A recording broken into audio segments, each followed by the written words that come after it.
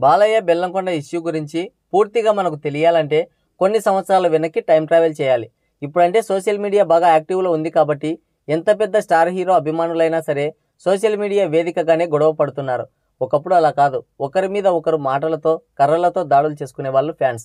అందులో బాలకృష్ణ చిరంజీవి సినిమాలు ఒకే డేట్కి పోటీ పడుతున్నాయంటే వాళ్ళిరువురి ఫ్యాన్స్ చొక్కాలు చింపుకోవడమే కాదు, అవసరమైతే పక్కోడి లుంగి కూడా ఊడబీకేవాళ్ళు. 1990ల తర్వాత వారిద్దరి మధ్య పోటీ మరింత తీవ్రమైంది. బాలకృష్ణ వరుసగా ముద్దుల మొగుడు, పెద్దన్నయ్య, పవిత్ర ప్రేమ లాంటి ఫ్యామిలీ ఎంటర్టైనర్ చేస్తుండేవాడు. 1999లో బాలకృష్ణ సినీ కెరియర్లో ఒక భారీ విస్ఫోటనం జరిగింది. బి. గోపాల్ డైరెక్షన్లో సమరసింహారెడ్డి అనే మూవీ చేశాడు. ఫ్యాక్షన్ బ్యాక్డ్రాప్లో అంతవరకు ఎవరు చూడని ఒక సరికొత్త మాస్ మూవీ అది. అభిమానులే కాదు, ప్రతి సినీ లవర్ని కూడా థియేటర్లకు ఈడ్చుకొచ్చింది సమరసింహారెడ్డి. టాలీవుడ్ ఫిలిం ఇండస్ట్రీ రికార్డ్స్ని డబుల్ మార్జిన్తో క్రాస్ చేసి ఒక కొత్త ఇండస్ట్రీ హిట్ని నమోదు చేసింది. ఇంకోవైపు వరుస ఫ్లాప్స్తో డీలా పడిన చిరంజీవికి హిట్లర్ మూవీ మళ్ళీ ఊపిరి పోసింది. బావగారు బాగున్నారా, స్నేహం కోసం లాంటి మూవీస్ యావరేజ్ హిట్స్ అయినా ఆ తర్వాత మళ్ళీ ఫ్లాప్స్. చిరంజీవికి ఒక సాలిడ్ హిట్ కావాలి. ఇటు బాలయ్యకు కూడా సమరసింహారెడ్డి తర్వాత వరుసగా 4 సినిమాల ఫ్లాప్స్. సమరసింహారెడ్డి లాంటి మూవీ కావాలని ఫ్యాన్స్ నుండి ఒకటే ఒత్తిడి. అలాంటి టైంలో మళ్ళీ బి. గోపాల్తోనే నరసింహనాయుడు అనే మూవీ తీశాడు. ఇటు చిరంజీవి మృగరాజు మూవీతో వచ్చాడు. ఇద్దరు కూడా సంక్రాంతికి బాక్సాఫీస్ బరిలో నిలబడ్డారు. వాటిలో మృగరాజు రెండో రోజుకే తట్టబుట్ట సర్దేయగా, నరసింహనాయుడుతో బాలకృష్ణ తన రికార్డుని తానే డబుల్ మార్జిన్తో క్రాస్ చేశాడు. అలాంటి పోటీ తెలుగు సినీ ఇండస్ట్రీ ఇకపై చూడలేకపోవచ్చు కూడా. ఇక్కడి నుండే అసలు పోటీ మొదలైంది. నరసింహనాయుడు తర్వాత ఎలాంటి మూవీస్ చేయాలో అర్థం కాక బాలయ్య కన్ఫ్యూజన్లో పడిపోయాడు. ఆ వెంటనే వచ్చిన భలేవాడివి బాసు సినిమా ఫ్లాప్ అయింది. సీమసింహం మూవీ సూపర్ హిట్ అయినా కానీ బాలయ్య రేంజ్ హిట్ కాదు. అప్పుడే బెల్లంకొండ సురేష్ నిర్మాతగా వివి వినాయక్ డైరెక్షన్లో చెన్నకేశవరెడ్డి మూవీ తీశాడు. ఇక్కడే బాలయ్యకి బెల్లంకొండ శ్రీనివాస్కి మంచి పరిచయం ఏర్పడింది. ఇంకోవైపు చిరంజీవి వరుస ఫ్లాప్స్లో ఉన్నాడు. బి. గోపాల్ ముందుగా ఇంద్ర స్టోరీని బాలకృష్ణకి చెప్తే ఆల్రెడీ సేమ్ స్టోరీతో 2 మూవీస్ తీశాను వద్దని రిజెక్ట్ చేయడంతో బి. గోపాల్ ఆ స్టోరీని చిరంజీవికి చెప్పి ఆ సినిమాని తీశాడు. చిరంజీవి ఇంద్ర, బాలయ్యల చెన్నకేశవరెడ్డి 2 మూవీస్ మళ్ళీ బాక్సాఫీస్ పోర్లో తలపడ్డాయి. వాటిల్లో ఇంద్ర సినిమా ఇండస్ట్రీ హిట్ అవ్వగా చెన్నకేశవరెడ్డి సూపర్ హిట్గా నిలిచింది. హిట్ అయితే అయింది కానీ బాలకృష్ణ రేంజ్కి తగ్గ హిట్ కాదు. దాంతో అటు వివి వినాయక్, బెల్లంకొండ సురేష్ ఇద్దరు కూడా బాలయ్యకి ఒక సాలిడ్ హిట్ ఇవ్వలేకపోయామని ఫీల్ అయ్యారు. ఆ తర్వాత బాలయ్య పలనాటి బ్రహ్మనాయుడు మూవీ తీస్తే యావరేజ్ హిట్గా నిలిచింది. ఈలోగా బెల్లంకొండ సురేష్ తమిళ్లో విక్రమ్ హీరోగా చేసిన సామి మూవీ రైట్స్ తీసుకొని బాలకృష్ణతో సినిమా తీయడానికి ఓకే చేయించుకున్నాడు.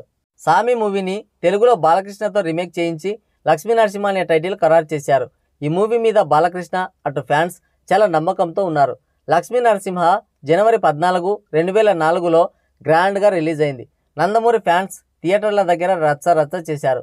దాంతో అప్పటి ఆంధ్రప్రదేశ్ గవర్నమెంట్ లక్ష్మీనరసింహ మూవీ ఆడే థియేటర్ల దగ్గర 144 సెక్షన్ పెట్టింది. అప్పట్లో ఇదొక సంచలనం. దీనికి కారణం కోడి రామకృష్ణ డైరెక్షన్లో చిరంజీవి హీరోగా తీసిన అంజీ సినిమా కేవలం 2 రోజుల తేడాతో అంటే జనవరి 16, 2004న రిలీజ్ అవ్వటమే. ఎన్నో అంచనాల మధ్య రిలీజ్ అయిన అంజీ మూవీ అట్టర్ ఫ్లాప్ అయింది. ఒక పవర్ఫుల్ పోలీస్ మాస్ రోల్లో బాలకృష్ణ పిచ్చెక్కించాడు. పాటలు, dance, powerful dialogues, mass elevations ఇలా ఒక్కటేంటి అన్ని సమపాలలో కుదిరిన మూవీ లక్ష్మీ నరసింహ. అన్ని థియేటర్స్లో హౌస్ఫుల్ కలెక్షన్స్తో దూసుకుపోతూ బ్లాక్ బాస్టర్ హిట్ నుండి ఇండస్ట్రీ హిట్ వైపు అడుగులు వేస్తుంది. ఖచ్చితంగా ఇండస్ట్రీ హిట్ అవుతుందని అందరూ నమ్మారు. అదే టైంకి ఏపీలో ఎలక్షన్స్ వచ్చాయి.